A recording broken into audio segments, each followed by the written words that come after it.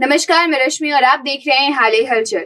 शहडोल से बड़ी खबर सामने आई है, जहां बागेश्वर धाम के पीठाधीश पंडित धीरेन्द्र कृष्ण शास्त्री को बड़ी राहत मिली है। शहडोल की स्थानीय अदालत ने उनके खिलाफ दायर धार्मिक भावनाएं भड़काने और आपत्तिजनक टिप्पणी से संबंधित परिवाद को प्रथम दृष्टया अपराध प्रमाणित न होने के आधार पर खारिज कर दिया है। यह परिवाद संदीप तिवारी नामक व्यक्ति द्वारा दायर किया गया था, जिसमें आरोप लगाया था कि प्रयागराज महाकुंभ के दौरान शास्त्री ने कथित रूप से कहा था कि जो महाकुंभ में नहीं आएगा वह पछताएगा और देशद्रोही कहलाएगा।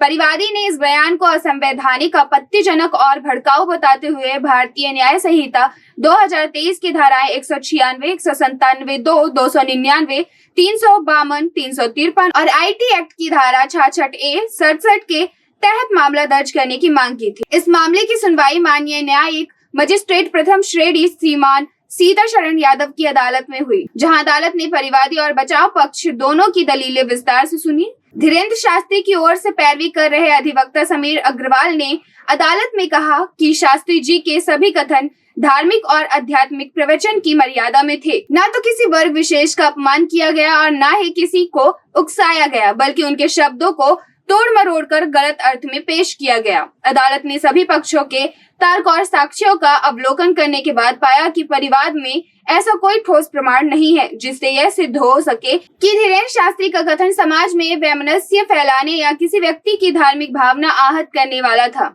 अदालत ने स्पष्ट कहा है कि प्रस्तुत परिवाद में प्रथम दृष्टया कोई अपराध सिद्ध नहीं होता और धार्मिक या आध्यात्मिक प्रवचन को भड़काऊ बताना उचित नहीं है। इसके साथ ही अदालत ने धीरेन्द्र शास्त्री के विरुद्ध संज्ञान लेने से इंकार करते हुए परिवाद पत्र को निरस्त कर दिया। फैसले के बाद अधिवक्ता समीर अग्रवाल ने कहा कि न्यायालय का यह निर्णय दर्शाता है कि अफवाहों और गलत व्याख्या के आधार पर किसी की छवि को धूमिल नहीं किया जा सकता और अंततः सत्य की ही जीत होती है।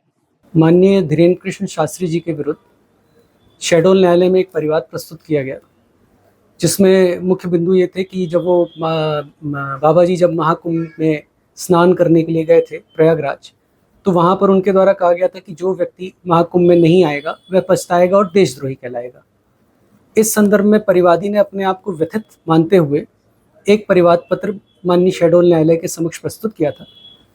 उस मामले में न्यायालय द्वारा जो है आज आदेश पारित करते हुए परिवादी के परिवाद पत्र को निरस्त कर दिया है और विशेष रूप से उन्होंने ये पाया है कि धीरेन्द्र शास्त्री जी के द्वारा व्यक्त किए गए जो कथन थे, जो शब्द थे, उसे न तो किसी व्यक्ति की, न किसी वर्ग की, न किसी धार्मिक भावनाओं की का जो है अपमान होता है और इस आधार पर परिवाद पत्र को निरस्त कर दिया और संज्ञान लेने से इनकार कर दिया। क्या नाम आपका? मेरा नाम समीर अग्रवाल है, मैं शहडोल में वकालत करता हूँ।